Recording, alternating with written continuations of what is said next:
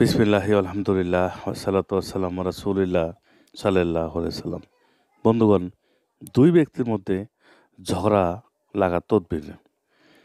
আপনি দুই ব্যক্তির মধ্যে ঝগড়া লাগাতে পারবেন যদি কোনো কারোর সাথে কোনো অবৈধ সম্পর্ক থাকে, তবে আপনি পারবেন।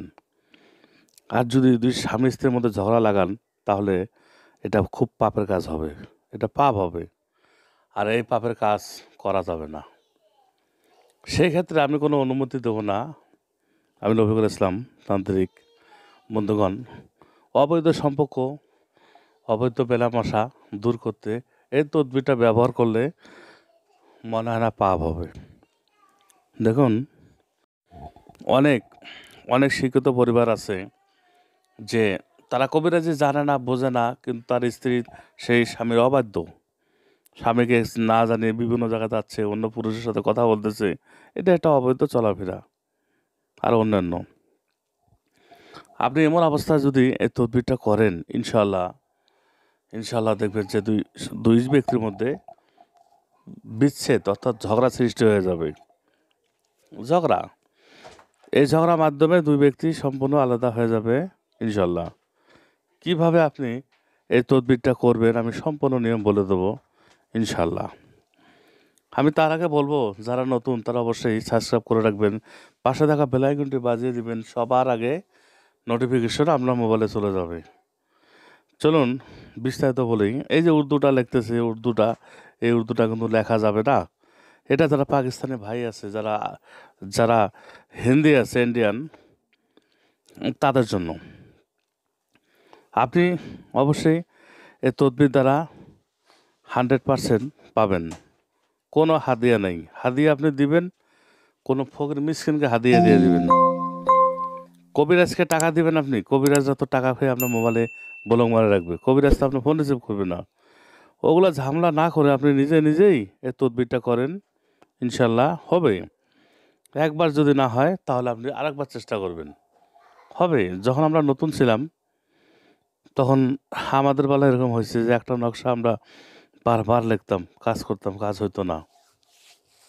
আপনি নতুন ভয় পাচ্ছেন যে আমি নকশাটি লিখবো, হবে না, এটা কখনো না। এইভাবে আপনি একটা সাদা কাগজে লিখতে থাকুন। এইভাবে ঘরটা বানিয়ে আপনি লেখেন। নকশা লিখতে হবে, 9টা ঘর দিবেন। 9টা ঘর বানিয়ে 9টা এখানে নকশা দিতে হবে। নকশার নিচে ওই দুই ব্যক্তির নাম লিখতে হবে। যদি মহিলা হয় বাপের নাম, পুরুষ হলে মায়ের নাম। তবে নকশাটি লিখতে হবে মেশক জাফরান কালি দিয়ে। কলম দিয়ে লিখলে কাজ হতে পারে, না হইতে পারে। আপনি মেশক জাফরান দিয়ে লিখে এই নকশাটি 3 দিন পানিতে চোবায়া আপনি 3 দিন খাওয়াবেন। ওই দুই ব্যক্তিকে খাওয়াবেন। দেখবেন যে 3 দিনের ভিতরে ওই দুইজন ব্যক্তি আলাদা হয়ে গেছে। আর যদি সম্ভব না হয়,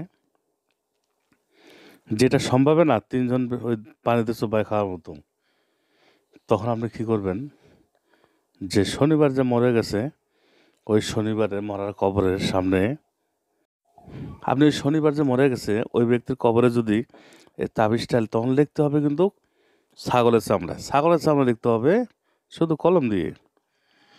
ছাগলটা যেন কালো হয়, চামড়ায় লিখে ছাগলের চামড়াটা শুকায় নিয়ে তারপর কলম দিয়ে লিখে যদি ওই কবরের মাঝখানে আপনি এই তাবিজটা পুঁতে দেন, ওটাও 3 দিনের ভিতরে দুই ব্যক্তির মধ্যে শত্রুতা সৃষ্টি হয়ে যাবে ইনশাল্লাহ। এতে কোনো সন্দেহ নাই।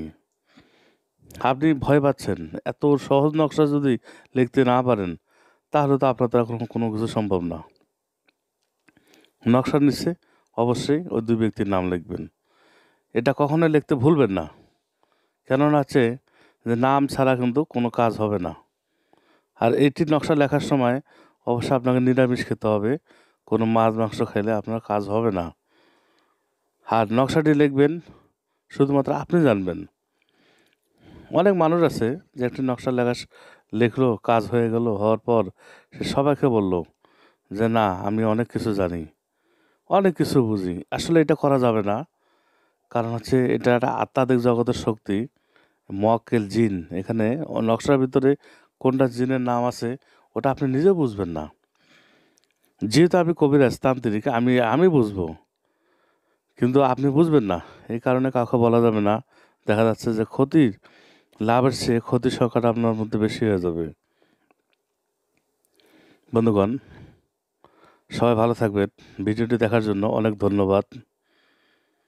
ওয়া আখির দাওয়ানা আলহামদুলিল্লাহি রাব্বিল আলামিন।